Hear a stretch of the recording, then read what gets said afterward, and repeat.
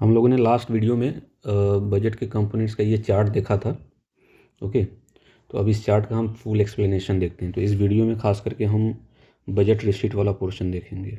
Okay, अब देखिए, तो कंपोनेंट्स ऑफ बजट में तो there are two components of budget. तो पहला है बजट रिसीट, दूसरा है बजट एक्सपेंडिचर। तो बजट रिसीट वाला हम पार्ट देखते हैं। ए, तो बजट रिसीट होता क्या है? तो it is the estimated receipt of the government from all sources. मतलब गवर्नमेंट का जो एस्टिमेटेड रिसीट होता है वो बजट रिसीट में आता है। बजट रिसीट में estimated receipt of the government. Okay, budget receipt is of two types. Budget receipt कितने टाइप्स का हो जाएगा? दो टाइप का, एक रेवेन्यू रिसिप्ट हो जाएगा और एक कैपिटल रिसिप्ट हो जाएगा। ओके, एक रेवेन्यू रिसिप्ट और एक कैपिटल रिसिप्ट हो जाएगा। तो हम रेवेन्यू रिसिप्ट के बारे में देख लेते हैं। The receipts which neither create any liability nor cause any reduction in the asset of the government. मतलब ऐसा रिसिप्ट जो सरकार न गवर्नमेंट का न तो एसेट कम करेगा न तो लायबिलिटी कम करेगा। ओके, मतलब गवर्नमेंट का पैसा आएगा जरूर, लेकिन ऐसा पैसा नहीं होगा कि वो उधारी का होगा कि तो लायबिलिटी बढ़ जाएगा, ऐसा नहीं है ना। ऐसा पैसा नहीं होगा कि गवर्नमेंट अपना एसेट बेच के पैसा ले रही है, ऐसा नहीं होगा। तो ऐसा रिसिप्ट है रेवेन्यू रिसिप्ट जिसकी वजह से एसेट और लायबिलिटी के ऊपर नो इफेक्ट। ठीक है, एसेट एंड लायबिलिटी के ऊपर कोई असर पड़ेगा ही नहीं। ओके, तो रेवेन्यू रिसिप्ट यही होता है। It is recurring in nature. Revenue receipt क्या होता है? रिकरिंग इन नेचर होता है। इससे एग्जांपल क्या दे सकते हैं? Tax revenue, non tax revenue. Okay, tax revenue, सरकार के पास जो भी टैक्स के जरिए से जो भी पैसा आता है वो क्या होता है? सरकार का रेवेन्यू रिसिप्ट होता है। ऐसा नहीं गवर्नमेंट पब्लिक से पैसा ले रही है तो गवर्नमेंट के ऊपर कोई लाइबिलिटी आ गई, ऐसा नहीं है। ओके, नॉन टैक्स रिवेन्यू में क्या आ जाते हैं? जैसे सरकार लाइसेंस यूज करने, बहुत सारी चीज़ों का लाइसेंस देती है ना। जैसे व्हीकल चलाने का, ट्रक, बहुत सारी चीज़ों का, बाइक चलाने का, ये सब चीज़ें, तो उसके जरिए सरकार पर जो पैसा होता है नॉन टैक्स रिवेन्यू में। Okay, revenue receipt can be of two types. Revenue receipt कितने टाइप का हो सकता है? दो टाइप का हो सकता है। ओके, तो रेवेन्यू रिसिप्ट कितने टाइप का? दो टाइप का है। एक तो टैक्स रेवेन्यू होगा और एक नॉन टैक्स रेवेन्यू होगा। तो हम लोग टैक्स रेवेन्यू को देख लेते हैं। तो टैक्स क्या, टैक्स होता है क्या है? टैक्स के बारे में डेफिनेशन देख लेते हैं। तो tax is a compulsory payment made by public to the government. Government को जो भी पेमेंट किया जाता है पब्लिक द्वारा, है ना, पेमेंट के फॉर्म में, वो टैक्स रेवेन्यू होता है गवर्नमेंट का। तो टैक्स एक कंपल्सरी पेमेंट होता है पब्लिक द्वारा किया जाता है गवर्नमेंट को। टैक्स दो टाइप का हो सकता है, डायरेक्ट टैक्स और इनडायरेक्ट टैक्स। ओके, तो टैक्स आपके डायरेक्ट हैं और इनडायरेक्ट टैक्स हैं। ओके, तो डायरेक्ट टैक्स क्या होता है? The taxes that are imposed on income of individuals and companies. मतलब कंपनी के ऊपर और इंडिविजुअल इंसान के ऊपर, है ना। कंपनी में जो भी प्रॉफिट होता है उस पर जो टैक्स लगा है डायरेक्ट टैक्स होता है। इंडिविजुअल इंसान जो कमाता है ना, जैसे सैलरी कमा रहे हैं तो उसके ऊपर जो टैक्स लगा है डायरेक्ट टैक्स हो गया। इनडायरेक्ट टैक्स क्या होता है? The taxes which are levied by the government on the supply of on the supply of goods and services. मतलब मार्केट में जो भी गुड्स एंड सर्विसेज बिक रहे हैं उसके ऊपर जो भी टैक्स लग रहा है इनडायरेक्ट टैक्स है। शिफ्ट ऑफ बर्डन, ये बड़ा इंपॉर्टेंट पॉइंट है कि जो इनडायरेक्ट टैक्स है उसका किसी और के ऊपर बर्डन शिफ्ट किया जा सकता है क्या? नहीं भाई, आप सैलरी कमा रहे हैं, आप प्रॉफिट कमा रहे हैं तो आप ही के ऊपर टैक्स लगेगा, कोई पड़ोसी आपका पेमेंट तो करेगा नहीं। तो the burden of direct can not be shifted. लेकिन इनडायरेक्ट टैक्स का जो बर्डन है वो शिफ्ट किया जा सकता है। मतलब क्या है इसका?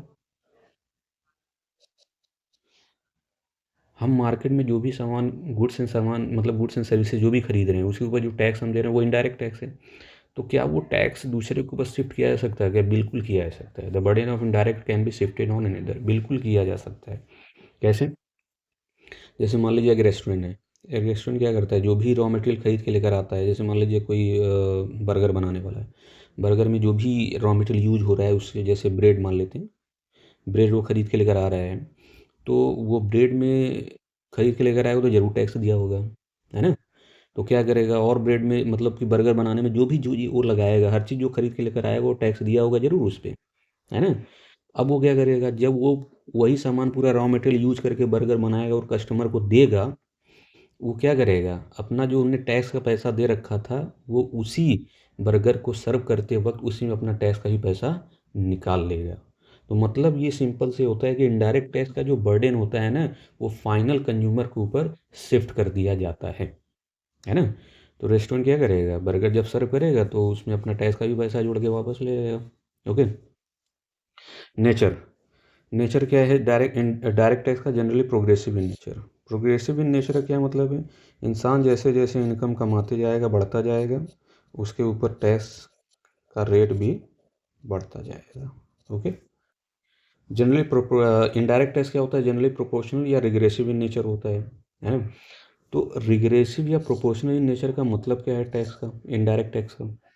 इसके कहने का मतलब ये है कि जो इनडायरेक्ट टैक्स का बर्डन होता है, इनडायरेक्ट टैक्स का जो बर्डन होता है वो इन पुअर के ऊपर ज़्यादा होता है और रिच के ऊपर कम होता है। इस हिसाब से हम कहते हैं कि इनडायरेक्ट टैक्स क्या होता है? रिग्रेसिव इन नेचर होता है या प्रोपोर्शनल इन नेचर। मतलब क्या है? जैसे एक साल्ट का पैकेट, जैसे मान लेते हैं कि 30 रुपए का। अब 30 रुपए का नमक का जो पैकेट चाहे अमीर खरीदे चाहे गरीब खरीदे, उसके ऊपर जो टैक्स लगता है ना वो सबके लिए सेम होगा, चाहे अमीर होगा या गरीब होगा। लेकिन इनकम के हिसाब से देखा जाए अमीर और गरीब के बीच में, तो अमीर भी उतना ही दे रहा है, गरीब भी उतना ही टैक्स दे रहा है। तो जिसके मतलब कि 30 रुपए ये जो नमक खरीदा है, इस पर जो भी टैक्स दिया गया उसको, उसके ऊपर जो टैक्स दिया गया उसका भार किसके ऊपर ज़्यादा पड़ रहा है? अमीर या गरीब के ऊपर? गरीब के ऊपर। जाहिर सी बात है, उसका इनकम का टैक्स वो भी उतना दे रहा है जितना अमीर दे रहा है। अमीर का इनकम ज़्यादा है ना? तो दोनों कंपेरिजन के हिसाब से टैक्स का जो भार है वो किसके ऊपर ज़्यादा पड़ रहा है? गरीब के ऊपर, क्योंकि उस तो इनकम कम कमा रहा है सिंपल टू रिच। रिच का क्या ही हो जाएगा भाई, है ना? 50 पैसा टैक्स दे देगा, उसको क्या ही फर्क पड़ेगा। कवरेज, डायरेक्ट टैक्स का जो कवरेज है वो लिमिटेड है। क्यों? क्योंकि भाई जो सैलरी, मतलब कि जो सैलरी कमाएगा, जो कंपनी चलाएगा, वही ना टैक्स देगा, है ना? अब यहाँ पे कहते हैं वाइट कवरेज। वाइट कवरेज का मतलब क्या है कि भाई इनडायरेक्ट टैक्स तो सबको देता है, खाने की ज़रूरत पड़ेगी ना, जो भी सामान खरीद के लगेगा उस पर भी टैक्स दोगे, है ना? तो इनडायरेक्ट टैक्स सभी लोग कवर हो जाते हैं। वाइट कवरेज सब लोग कवर हो जाएगा, समाज के सभी लोग। एग्जाम्पल क्या हो जाएगा डायरेक्ट टैक्स का? इनकम टैक्स हो जाएगा, कॉरपोरेशन टैक्स हो जाएगा, एट्सेट्रा। बिजनेस टैक्स भी बोल देते हैं, बिजनेस टैक्स भी हम बोल सकते हैं। ओके। इनडायरेक्ट टैक्स में जीएसटी है, कस्टम ड्यूटीज़ है ना? ये सब चीज़ें हैं। ओके। नॉन टैक्स रिवेन्यू, तो हमने देखा कि रिवेन्यू रिसिट में दो हैं, टैक्स रिवेन्यू, है ना, और non tax revenue. Tax revenue हमने देख लिया, डायरेक्ट टैक्स इनडायरेक्ट टैक्स भी देख लिया। नॉन टैक्स रिवेन्यू क्या है? टैक्स के अलावा गवर्नमेंट के पास जो भी पैसा आएगा वो क्या हो जाएगा? Non tax revenue. The revenue of the government from all sources other than tax revenue, है ना? सरकार का वो रिवेन्यू जो अदर देन टैक्स हो, टैक्स के अलावा जो भी सरकार के पास पैसा आ रहा है, इनकम आ रहा है, वो नॉन टैक्स रिवेन्यू हो गया। इसमें टोटल आपके नौ आइटम दे रखे हैं। इंटरेस्ट क्या होता है? सरकार जब भी किसी स्टेट गवर्नमेंट को या फिर यूनियन टेरिटरी को, है ना, यूनियन टेरिटरी को लोन देती है, तो उससे आने वाला सरकार के पास जो भी इंटरेस्ट है उसको क्या बोला? इंटरेस्ट बोलेंगे, है ना? प्रॉफिट्स एंड डिविडेंड्स, गवर्नमेंट क्या करती है? बहुत सारी चीज़ें रन करती है, जैसे भेल गेल सेल, उसमें से जो प्रॉफिट कमाता है वो भी नॉन टैक्स रेवेन्यू गवर्नमेंट का। डिविडेंड का क्या मतलब है? डिविडेंड, गवर्नमेंट बहुत जगह इन्वेस्टमेंट किया रहता है ना? गवर्नमेंट बहुत सारे कंपनियों में, अदर अदर कंपनियों में इन्वेस्टमेंट किया रहता है, उससे आने वाला जो पैसा होता है वो डिविडेंड होता है गवर्नमेंट का, नॉन टैक्स रेवेन्यू ये। फीस क्या होता है? गवर्नमेंट बहुत सारे ऐसे सर्विस प्रोवाइड करती है ना? गवर्नमेंट बहुत सारे ऐसे सर्विस प्रोवाइड करती है पब्लिक के भलाई के लिए, तो गवर्नमेंट जो थोड़ा बहुत चार्ज करती है ना, वो फीस होता है, वो भी नॉन टैक्स रेवेन्यू होता है। जैसे कोर्ट फीस, रजिस्ट्रेशन फ़ीस, है ना? कुछ चीज़ आप रजिस्ट्रेशन करवा रहे हो, उसके लिए जो भी फ़ीस गवर्नमेंट चार्ज कर रही है वो क्या है? जस्ट फीस है। लाइसेंस फ़ी, गवर्नमेंट आपको कोई परमिशन देती है ना, परमिशन आपको देती है कुछ चीज़ को यूज करने के लिए, कुछ चीज़ को यूज करने के लिए गवर्नमेंट आपको कुछ परमिशन देती है, उसके लिए जो भी आपको लाइसेंस देती है गवर्नमेंट, उसके बदले में जो चार्ज करती है पैसा, लाइसेंस फ़ी, है ना? तो वो क्या हो गया? लाइसेंस फ़ी होगा, वो भी नॉन टैक्स रेवेन्यू हो जाएगा। जैसे लाइक लाइसेंस फॉर गन, है ना, national permit for motor vehicles. तो इस इन सब चीज़ों को जो आपको गवर्नमेंट आपको सर्विस देती है उसके लिए जो चार्ज करे लाइसेंस फीस है। Fines and penalties, fines and penalties कब लगाया जाता है? जब कोई आपको रूल बताया गया वो रूल आप ब्रेक कर दो, तो the charge impose by the government on law breakers, है ना? कोई लॉ ब्रेक कर देता है, जैसे आप क्या कर देते हैं, रेड लाइट एरिया क्रॉस कर देते हैं तो उसके ऊपर पेनल्टी लग जाती है, आपके ऊपर फाइन लग जाता है। ये बड़ा इंटरेस्टिंग है। सीएट, आपकी मर्जी है, चाहे जैसे जो पढ़ो इस चीज़ पढ़ो या फिर सीएट में पढ़ता हूँ। तो it refers to claim of the government on the property of a person who dies without leaving behind any legal heir और विल। मतलब क्या है, कोई ऐसा इंसान है जो उनने न उसका कोई वारिस रह गया हो, लीगल एयर का मतलब न उसका कोई वारिस रह गया हो, न उसने उस प्रॉपर्टी के पीछे अपना कोई वसीयत छोड़ा हुआ है। तो जब ऐसा कोई प्रॉपर्टी होता है जिसका कोई अब वारिस न रह गया हो, उसके पीछे कोई वसीयत किसी का न रह गया हो, तो जाहिर सी बात वो प्रॉपर्टी गवर्नमेंट की हो जाएगी। तो उस प्रॉपर्टी गवर्नमेंट के पास जो भी इनकम आएगा, है ना, वो भी नॉन टैक्स रेवेन्यू होगा। तो इसके बहुत सारे एग्जांपल है। लाल किला है, कुतुब मीनार है ना, ताजमहल है। ओके, फॉर फ्यूचर ये भी एक तरीके से पेनल्टी होता है। मतलब क्या है, कोर्ट ने कोई ऑर्डर दिया हुआ है आपको, ऑर्डर आप मान नहीं रहे हो, तो उसके ऊपर जो भी आपके ऊपर चार्ज लगाया जाता है वो फॉर फ्यूचर होता है। तो these are in the form of penalties which are imposed by the court for non compliance of order. Government court ने आपको कोई ऑर्डर दे रखा है, आपने वो बात मानी है, तो गवर्नमेंट कोर्ट आपके ऊपर चार्ज लगा दिया, तो वो फॉर फ्यूचर होता है। स्पेशल असेसमेंट, ये भी इंपॉर्टेंट है। It refers to the payment made by owners of those property whose value has appreciated due to developmental activities of the government। मतलब क्या है, जैसे मान लीजिए आपका जहाँ भी प्रॉपर्टी या घर है ना, उसके आसपास से कोई ऐसा गवर्नमेंट का प्रोजेक्ट हुआ या पास हुआ या होने वाला है, काम होने वाला है या काम हो गया है, उसकी वजह से आपके प्रॉपर्टी की जो वैल्यू बढ़ गई है ना, तो गवर्नमेंट क्या करेगी, कुछ अमाउंट आपसे चार्ज करेगी स्पेशल असेसमेंट करवा के, है ना, कि भाई ये डेवलपमेंटल एक्टिविटी हुआ है, इसकी वजह से इनके आसपास की वैल्यू बढ़ गई है प्रॉपर्टी की, तो इनसे कुछ वैल्यू चार्ज कर लीजिए, कुछ अमाउंट चार्ज कर लीजिए। तो ये स्पेशल असेसमेंट करवाए गवर्नमेंट चार्ज करती है अमाउंट, है ना। जैसे मान लीजिए कहीं स्टेडियम बन गया, आसपास की प्रॉपर्टी की वैल्यू बढ़ जाएगी, या कोई मेट्रो स्टेशन पास हो गया बनेगी, तो आसपास की वैल्यू बढ़ जाएगी चीज़ों की, है।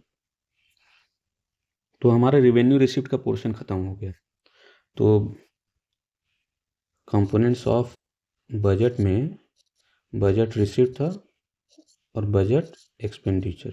बजट रिसिप्ट में क्या था, रिवेन्यू रिसिप्ट और कैपिटल रिसिप्ट। तो रिवेन्यू रिसिप्ट वाला हमारा पोर्शन तो हो गया, है ना। रिवेन्यू रिसिप्ट में क्या क्या आ रहे हैं, tax revenue, non tax revenue, वो हमने कर लिया। ओके, कैपिटल रिसिप्ट देख लेते हैं। तो कैपिटल रिसिप्ट क्या होता है, द रिसिप्ट विच इधर क्रिएट लाइबिलिटी और cause reduction in the asset of the government. तो कैपिटल रिसिप्ट ऐसा रिसिप्ट है सरकार का जिससे या तो सरकार का एसेट कम हो जाएगा या तो फिर गवर्नमेंट के ऊपर लाइबिलिटी बढ़ जाएगी। मतलब जैसे अगर गवर्नमेंट का पैसा आ रहा है तो पैसा आने का जरिया क्या हो सकता है, या तो सरकार कोई एसेट बेच दे उसके पास पैसा आ जाए, है ना, या तो फिर सरकार उधारी ले ले कहीं से, किसी से ऐसे लोग से पैसा ले ले, उधारी का पैसा हो तो लाइबिलिटी बढ़ जाएगी, है ना। तो मतलब कैपिटल रिसिप्ट ऐसा होता है जिसकी वजह से गवर्नमेंट के एसेट और लाइबिलिटी के ऊपर क्या करता है, असर पड़ता है ना। लेकिन रिवेन्यू रिसिप्ट में ऐसा था नहीं। ओके, वो रिवेन्यू रिसिप्ट ऐसा है जिसकी वजह से सरकार के ऊपर कोई भी तरीके का कोई भी मतलब असेट लाइबिलिटी पर कोई असर नहीं पड़ता है। कैपिटल रिसिप्ट ऐसा है जिसके ऊपर असेट लाइबिलिटी पर असर पड़ता है। अच्छा, रिवेन्यू जो ट्रांजैक्शन होते हैं या रिवेन्यू जो रिसिप्ट होता है जनरली स्मॉल ट्रांजैक्शन होते हैं। कैपिटल रिसिप्ट में जो भी ट्रांजैक्शन होता है बड़ा ट्रांजैक्शन होता है ना। It is non recurring in nature. तो भाई जो बड़े ट्रांजैक्शन होता है तो कभी कभी होते हैं ना, ऐसा थोड़ी कि बराबर होता रहेगा, बराबर नहीं होगा। एग्जाम्पल इसके क्या है, बोरोइंग, उधारी लेना, रिकवरी ऑफ लोन, किसी को पैसा उधार दिए हुए हैं, है ना, उससे पैसा अपना वापस लेना तो एसेट कम हो जाएगा। स्मॉल सेविंग्स हम आगे देखेंगे इसके बारे में क्या होता है, तो ये एग्जाम्पल है। इनकेस मान लीजिए अगर आपको रिवेन्यू रिसिप्ट कैपिटल रिसिप्ट में डिफरेंस आता है तो आप बता सकते हैं, एक तो डेफिनेशन हो जाएगा, दूसरा ये रिकरिंग नॉन रिकरिंग, तीसरा एग्जाम्पल हो जाएगा, है ना। सोर्सेज ऑफ कैपिटल रिसिप्ट, मतलब कैपिटल रिसिप्ट में जो भी पैसे आते हैं उसके सोर्सेज क्या हो सकते हैं, कहाँ कहाँ से आ सकता है।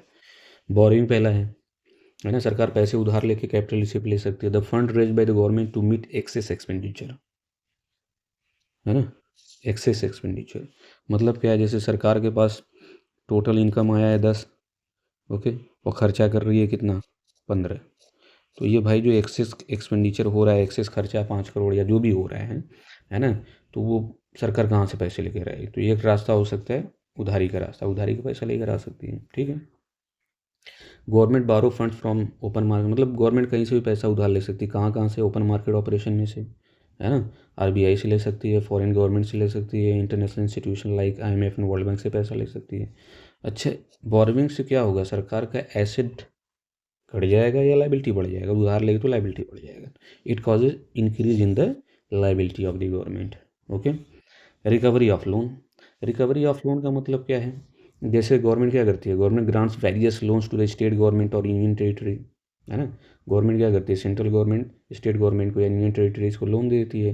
तो यही लोन का पैसा जब गवर्नमेंट सेंट्रल गवर्नमेंट रिकवर करती है स्टेट गवर्नमेंट से, यूनियन गवर्नमेंट से, तो वो क्या हो जाता है, रिकवरी ऑफ लोन हो जाता है। मतलब क्या होगा, इससे गवर्नमेंट जो एसेट है वो कम हो जाएगी। तो recovery of such loan is a capital receipt. तो जो लोन दिया था गवर्नमेंट ने वो पैसा वापस ले लेगी, तो ये क्या हो, कैपिटल रिसीट होता है। हालांकि इसके वजह से क्या हो जाएगा, सरकार का जो इट कॉजेज, यहाँ पे गलत लिखा हुआ है, इट कॉजेज, एक मिनट, इट कॉजेज डिक्रीज, है, it causes decrease in asset of the government. Asset कम हो जाएगा गवर्नमेंट का। कैसे, जैसे आपने अकाउंटेंसी पढ़ा होगा ना, सामान जब उधार देते हैं तो क्या जनरेट हो जाता है, डेटर। लेकिन जैसे ही डेटर हमारा पैसा दे देता है तो क्या हो जाता है, एसेट कम हो जाता है। जैसे यहाँ पे भी हम पैसा, यहाँ पे हम सामान उधार नहीं देकर पैसा दे रहे हैं, तो वही पैसा अपना वापस ले रहे हैं तो एसेट कम हो जाएगा। अदर रिसिट अदर रिसिट में आपके दो हो जाएंगे, डिस इन्वेस्टमेंट या स्मॉल सेविंग्स। डिस इन्वेस्टमेंट का मतलब क्या है, it means selling a part और the whole of shares of selected PSU, है ना। गवर्नमेंट क्या करती है, अपना जो भी इन्वेस्टमेंट उसने कर रखा है पब्लिक सेक्टर अंडरटेकिंग्स जैसे होते हैं ना, बहुत सारे गवर्नमेंट के पॉलिसी हैं, जैसे सेल बेल गेल हैं, है ना। तो सरकार के पास बहुत सारे इंटरप्राइज अंडरटेकिंग्स है, तो या तो किसी अंडरटेकिंग्स का वो कुछ हिस्सा बेच दे, जैसे सेल का, भाई सेल तो बहुत जगह चल रहे हैं, steel authority of India limited, तो गवर्नमेंट क्या करे, कुछ इसका हिस्सा बेच दे, किसी एक जगह का सेल का कंपनी बेच दे कुछ हिस्सा, या तो फिर सेल के जितने भी पूरे कंपनी है गवर्नमेंट को वो सब बेच दें, है ना। तो यही करेंगे, सेलिंग अ पार्ट और the whole of the shares of selected PSU held by the government. It causes decrease in the asset of the government. इससे गवर्नमेंट का क्या हो जाएगा, एसेट कम हो जाएगा। भाई इन्वेस्टमेंट क्या चीज़ है, बेच दे तो एसेट कम हो जाएगा। स्मॉल सेविंग्स क्या होता है, the fund raised from the public in the form of post office deposits, national saving certificates etcetera. Government इन सब स्कीम के जरिए से पब्लिक से पैसा लेती है ना, और एक टाइम पीरियड के बाद वो पैसा गवर्नमेंट पब्लिक को लौटा देती है। फिलहाल जब पैसा गवर्नमेंट लेगी इन सब स्कीम के जरिए से, तो जाहिर सी बात है गवर्नमेंट के ऊपर लाइबिलिटी आ जाएगी, क्योंकि पैसा तो हो चुकाना ही है। तो it causes increase in liability of the government. Okay, तो यहाँ पे एक नोट करके आप बात देख लीजिए, कैपिटल रिसिट कैन ऑल्सो भी डिवाइडेड। कैपिटल रिसिट आपने देखा कि कैसे डिवाइड कर सकते हैं, है ना। कैपिटल रिसिट को आप डिवाइड करना है, तो आपने ऊपर क्या देखा, कैपिटल रिसिट का डिवाइड सॉरी डेफिनेशन देखा, रिकरिंग एग्जांपल देख लिया, sources of capital receipt, capital receipt के सोर्सेज क्या हो सकते हैं, मतलब इतने जरिए से पैसे आ सकते हैं। अब नीचे ये लिख रखा है कि जो कैपिटल रिसिप्ट है वो ऐसे भी देख सकते हैं। एक ऐसा कैपिटल रिसिप्ट होता है जिसके वजह से डेट क्रिएट हो जाएगा गवर्नमेंट के ऊपर, और एक ऐसा कैपिटल रिसिप्ट है जिसके जिसकी वजह से सरकार के ऊपर कोई भी डेट नहीं आएगा। मतलब एक ऐसा कैपिटल रिसिप्ट होगा जिसकी वजह से सरकार के ऊपर डेट क्रिएट हो जाएगा, कर्जा आ जाएगा। एक ऐसा कैपिटल रिसिप्ट होगा जिसकी वजह से सरकार के ऊपर कोई कर्जा नहीं आएगा। तो ऐसा कौन सा कैपिटल रिसिप्ट है जिसकी वजह से सरकार के ऊपर कर्जा आ जाएगा, वो बोरोविंग था, उधार लेगा तो कर्जा आ जाएगा। स्मॉल सेविंग्स था, है ना, ऊपर हमने पढ़ा भी था। इट कॉजेज, है ना, स्मॉल सेविंग मतलब सरकार नेशनल सेविंग सर्टिफिकेट और पोस्ट ऑफिस स्कीम मेरे पैसा लेगी तो सरकार पर लाइबिलिटी आ जाता है, क्योंकि पैसा चुकाना होता है पब्लिक को गवर्नमेंट द्वारा।